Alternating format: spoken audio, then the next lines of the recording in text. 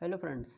जैसा कि आप जानते हैं कि सीबीआई का जो असिस्टेंट पब्लिक प्रोसिक्यूटर का एग्ज़ाम होने वाला है उसमें प्रोबेबिलिटी बहुत ज़्यादा होगी कि उसके सिलेबस में the prevention of money laundering act 2002 हो। इसीलिए हम इसको आज स्टार्ट करते हैं और इसके बारे में और इसके सेक्शंस को पढ़ते हैं। तो prevention of money laundering act 2002, तो इसमें टोटल कितने चैप्टर थे और इसमें कितने सेक्शंस हैं, इसमें कितने चैप्टर्स हैं और कितने पार्ट्स या फिर शेड्यूल्स कुछ हैं, तो वो देखते हैं। तो पहले हम इसके चैप्टर और उनके सेक्शंस के रेंज को पढ़ते हैं। तो इसमें टोटल 10 चैप्टर हैं और 77 सेक्शंस हैं। तो जो पहला चैप्टर है वो बात करते हैं प्रीलिमिनरी के बारे में। प्रीलिमिनरी जो है सेक्शंस हैं उसमें 1 और 2 सेक्शन है, मतलब पहला सेक्शन शॉर्ट टाइटल होगा और दूसरा डेफिनेशन है। ये है आपका प्रिलिमिनरी। सेकंड, ये एक मोस्ट इंपॉर्टेंट चैप्टर है, offence of money laundering. Chapter number 2 is most important chapter और इसमें से गारंटी आपको एक ना एक क्वेश्चन देखने को मिलेगा एग्जाम में। ये है सेक्शन 3 और सेक्शन 4। चैप्टर 3 अटैचमेंट, एडजुडिकेशन और कॉन्फिस्केशन की बात करता है, जो कि 5 से लेकर 11 तक है। Chapter 4 obligation of financial companies, financial institutions and intermediaries. तो 11A से लेकर 15 तक इसके सेक्शंस हैं। Chapter number 5 summons, search and seizures. तो समन्स, सर्च और सीजर्स चैप्टर नंबर 5 से डील करता है और यहाँ पे जो है सेक्शन 16 से लेकर 24। आप इसके लिए एक ट्रिक भी याद रख सकते हैं, जैसे कि ऑर्डर 5 है सीपीसी में, वैसे ही prevention of money laundering act में चैप्टर नंबर 5 है जो कि समन और सीजर से डील करता है। चैप्टर नंबर 6 है appellate tribunal. Appellate tribunal section number 25 से लेकर 42 तक है। और चैप्टर नंबर 7 है special court. Special court deal करता है 43 से 47 तक। चैप्टर 8 है अथॉरिटीज़। अथॉरिटीज़ 48 से लेकर 54 तक है। चैप्टर 9 है reciprocal arrangement for assistance in matters and procedures for attachment and confiscation of property, 55 से लेकर 61 तक। और चैप्टर 10 है मिसलेनियस, जो कि है 62 से 67। तो ये थे इसके चैप्टराइजेशन। अब हम इसके सेक्शंस में चलते हैं, सेक्शन 1 को पढ़ते हैं। तो अब स्टार्ट करते हैं the prevention of money laundering act 2002। पहले इसका हम एक्ट नंबर देखते हैं, एक्ट नंबर 15 ऑफ 2003। तो यहाँ पे है एक्ट नंबर 15 ऑफ 2003 और यहाँ पे इसका जो इनैक्टमेंट डेट है वो है 17 जनवरी 2003। अब इसका जो एनफोर्समेंट डेट है वो है 1 जुलाई 2005। तो ये इसका एनफोर्समेंट डेट है। एनफोर्समेंट डेट बहुत अलग है, आपको ये चीज़ याद रखनी है, 1 जुलाई 2005, क्योंकि ऑप्शन में 2002 भी आ सकता है, 2003 भी आ सकता है, तो आप लोग कंफ्यूज हो जाएंगे। इसीलिए आप इसको याद रखें, 1 जुलाई 2005। अब इसके और क्या क्या प्रोविजंस हैं, पहले एक ओवरव्यू में आपको दे देता हूँ। जैसे कि पहले हम इसका पहले प्रियम्बल भी देख लेते हैं। प्रियम्बल में बोला गया an act to prevent money laundering and to provide confiscation of property derived from or involved in money laundering and for matters connected therewith or incidental thereto. मतलब ये जो एक्ट बना है ये prevent कर रहा है money laundering को, और साथ ही साथ जो प्रॉपर्टी डिराइव की गई है मनी लॉन्ड्रिंग से उसको कॉन्फिस्केट करने की बात करता है। तो यहाँ पे जो हम कभी कभार सुनते हैं कि जो मनी लॉन्ड्रिंग में बेल नहीं मिल रही है। अभी लेटेस्ट हाल फिलहाल में ये एक्ट बहुत चर्चाओं में है, क्योंकि ईडी की रेड हो रही है और सभी कुछ पॉलिटिशियंस भी हैं, किसी के ऊपर कोई बिजनेसमैन भी है, तो इनके ऊपर ये चार्जेस फ्रेम हो रहे हैं मनी लॉन्ड्रिंग के। तो मनी लॉन्ड्रिंग का जब चार्ज फ्रेम होता है तो बोलते हैं कि बेल नहीं मिल रही।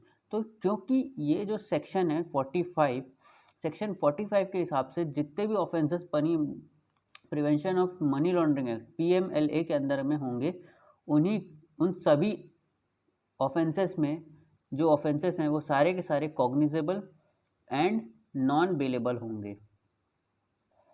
और इसी वजह से, क्योंकि ये नॉन बेलेबल ऑफेंसेस हैं, तभी इसमें बेल नहीं मिल रही है। हालांकि बेल के भी कुछ प्रोविजंस दिए हुए हैं, वो सेक्शन 45 में हैं, बट जब हम उस सेक्शन को डील करेंगे तब उसमें समझेंगे।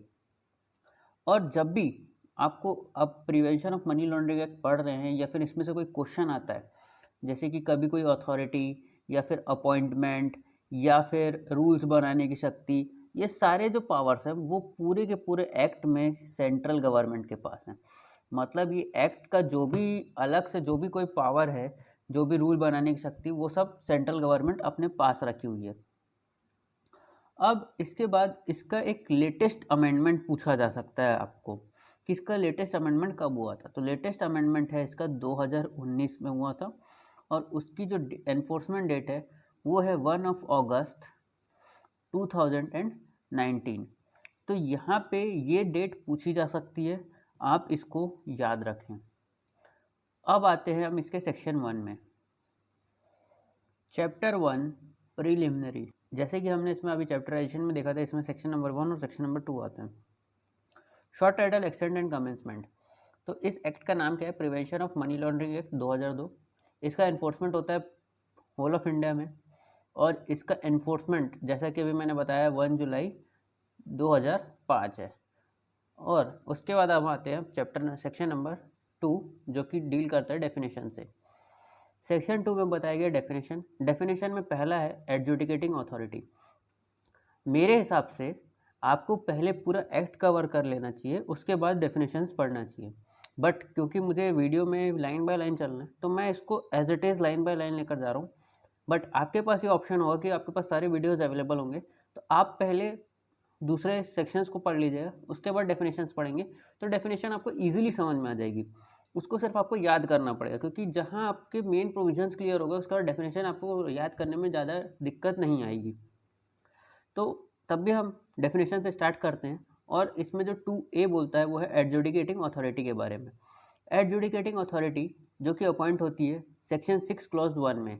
सेक्शन 6 क्लॉज 1 में एडजुडिकेटिंग अथॉरिटी अपॉइंट हो रही है। उसके बाद clause b appellate tribunal. Appellate tribunal जो है सेक्शन 25 में दिया हुआ है। सेक्शन नंबर 2 का क्लॉज सी असिस्टेंट डायरेक्टर की बात करता है। सेक्शन 48 में एक टर्म डिफाइन है अथॉरिटी। आप इस अथॉरिटी को एडजुडिकेटिंग अथॉरिटी ना माने, क्योंकि एडजुडिकेटिंग अथॉरिटी अलग अथॉरिटी है और ये जो अथॉरिटी ये अलग अथॉरिटी है। इस अथॉरिटी के अंतर्गत में कौन कौन आता है, 48 की जो अथॉरिटी है उसमें कौन कौन आता है वो 48 में डिफाइन है और साथ ही साथ 49 में भी बताया गया है। और 49 में यही बताया गया कि अथॉरिटी के अंदर में, जैसे कि इस अथॉरिटी में सेक्शन 48A बोलता है कि इसमें assistant director, deputy director, director ये सब आते हैं। तो ये सब सेक्शन 49 में डिफाइन है। तो इसीलिए ये जो असिस्टेंट डायरेक्टर है ये इस अथॉरिटी का पार्ट है, ना कि एडजुडिकेटिंग अथॉरिटी का। एडजुडिकेटिंग अथॉरिटी का हम सेक्शन 6 क्लॉज 1 में देखेंगे कि कौन कौन उसमें आता है। बट एडजुडिकेटिंग अथॉरिटी को आप अथॉरिटी मत समझ लेना, ये पहले से मैं आपको वार्न कर दे रहा हूँ। अब इसके बाद हम आगे देखते हैं डी अटैचमेंट। अटैचमेंट में prohibition of transfer, conversion, disposition or movement of property by an order issued under chapter 3। जो चैप्टर 3 के अंतर्गत में जो ऑर्डर इशू किया जाएगा अटैचमेंट का, वो बोला गया है अटैचमेंट में। अब डी ए जो बोलता है ऑथोराइज्ड पर्सन। ऑथोराइज्ड पर्सन कौन होगा? तो जो कि 2 क्लॉज सी में डिफाइंड है, किसके? Foreign exchange and management act 1999, उसके हिसाब से वो ऑथोराइज्ड पर्सन होगा। Banking company 2E means a banking company or a cooperative bank to which the Banking Regulation Act 1949 applies। मतलब ऐसे बैंकिंग कंपनी जिसके ऊपर बैंकिंग रेगुलेशन एक्ट 1949 अप्लाई होता है और उसमें इंक्लूड क्या होता है? एनी बैंक और banking institution refer to in section 51 of that act. उसी एक्ट के सेक्शन 51 में जो बैंक को इंक्लूड किया गया है वो बैंक भी बैंकिंग कंपनी के डेफिनेशन के अंतर्गत में आते हैं। अब आते हैं हम बेंच 2F। बेंच, बेंच मतलब बेंच ऑफ अपीलेट ट्रिब्यूनल। फिर 2FA बेनिफिशियल ओनर। 2FA आप अच्छे से समझे, ये आपको एग्जाम में पूछा जा सकता है। बेनिफिशियल ओनर कौन होता है? एक ऐसा इंडिविजुअल हु अल्टीमेटली ओन और कंट्रोल अ क्लाइंट, जो कि ओन करता है या फिर कंट्रोल करता है किसको?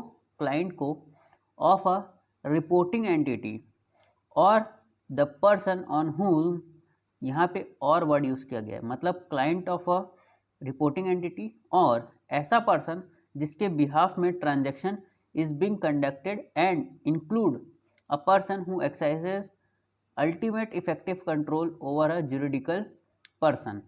अब आपको यहाँ पे क्लाइंट का मतलब क्या होता है, रिपोर्टिंग एंटिटी का मतलब क्या होता है, ये जानना होगा। तो बेनिफिशियल ओनर एक ऐसा इंडिविजुअल है जो कि ओन या फिर कंट्रोल करता है एक ऐसे क्लाइंट को जो कि एक रिपोर्टिंग एंटिटी का है, या फिर एक ऐसा पर्सन जो कि, या फिर उसके बिहाफ में कोई ऐसा पर्सन जो कंडक्ट कर रहा है बिजनेस, वो अल्टीमेट इफेक्टिव कंट्रोल रखा हुआ है जुरिडिकल पर्सन के ऊपर। अब आते हैं हम सीधे क्लाइंट की डेफिनेशन में। यहाँ पे क्लाइंट का डेफिनेशन दिया हुआ है 2HA में। Client means a person who is engage in financial transaction और activity with a reporting entity, मतलब ऐसा पर्सन जो कि एंगेज है फाइनेंशियल ट्रांजेक्शन में या फिर ऐसी एक्टिविटी में with reporting entity and includes a person on whose behalf the person who engage in the transaction और एक्टिविटी इज एक्टिंग। तो यहाँ पे सिर्फ आपको इतना ही याद रखना है कि जो पर्सन एंगेज है फाइनेंशियल ट्रांजेक्शन में और किसके साथ, रिपोर्टिंग एंटिटी के साथ। अब आपको क्वेश्चन आएगा कि रिपोर्टिंग एंटिटी क्या होता है, तो उसकी भी डेफिनेशन दी हुई है। 2WA में बताया गया रिपोर्टिंग एंटिटी क्या होती है। Reporting entity means a banking company या फिर फाइनेंशियल इंस्टीट्यूशन या फिर इंटरमीडियरी और a person carrying on a designated business और प्रोफेशन। तो यहाँ पे बताया गया है रिपोर्टिंग एंटिटी का डेफिनेशन, जिसमें बैंकिंग कंपनी और फाइनेंशियल इंस्टीट्यूशंस आते हैं। तो ये था आपका क्लाइंट और रिपोर्टिंग एंटिटी का डेफिनेशन। अब हम देखते हैं 2G में चेयरपर्सन के बारे में बताया। चेयरपर्सन जो कि अपीलेट ट्रिब्यूनल का चेयरपर्सन होगा। 2H chit fund company. Chit fund company क्या होती है, जो कि section 2 of chit fund act में डिफाइन की गई है। Section 2 of chit fund act में ऐसी कंपनी मैनेजिंग, कंडक्टिंग और सुपरवाइजिंग एज अ फोरमैन और agent in any other capacity is chits at defined under chit fund act 1982 के अंदर जो डिफाइन की गई है वो चिट फंड कंपनी कहलाएगी। 2I में कोऑपरेटिव बैंक। कोऑपरेटिव बैंक क्या होंगे उनका सेम मीनिंग होगा जैसे कि सेक्शन 2 क्लॉज D में दिया हुआ है किसके, deposit insurance and credit guarantee corporation act 1961। अब आते हैं हम 2IA में। 2IA में बताया करस्पॉन्डिंग लॉ। करस्पॉन्डिंग लॉ क्या होता है, एनी लॉ या फिर ऑफ एनी फॉरेन कंट्री, कोई ऐसा लॉ जो कि फॉरेन कंट्री का है, corresponding to any of the provision of this act dealing with the offences in that country corresponding to the any of the scheduled offences, मतलब इस act के जैसा ही कोई अदर लॉ बना हुआ है कोई फॉरेन कंट्री में, तो वो क्या कहलाएगा, करस्पॉन्डिंग लॉ 2IA में दिया हुआ है। 2IB में दिया हुआ है डीलर। डीलर क्या होता है, डीलर मतलब उसका सेम मीनिंग होगा जैसे कि section 2 clause B of central sales and central sales tax act 1956।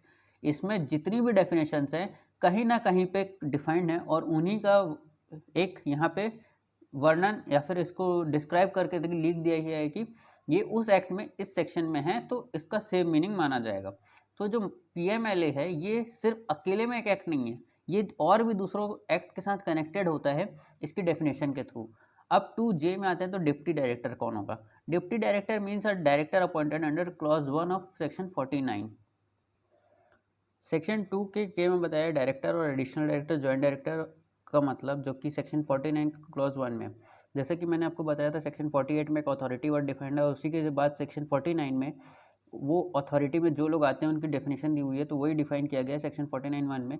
उसमें director, additional director, joint director, assistant director, deputy director, सारे चीज़ों को कवर किया गया है। तो ये था हमारा पूरा आज का वीडियो, और इस वीडियो में हमने यहाँ पे इतना पोर्शन कवर कर दिया 2K तक। अब 2L से लेकर आगे की डेफिनेशन हम नेक्स्ट वीडियो में कवर करेंगे। अगर ये वीडियो आपको अच्छा लगा हो तो लाइक करें, शेयर करें, सब्सक्राइब करें हमारे चैनल को। Thank you.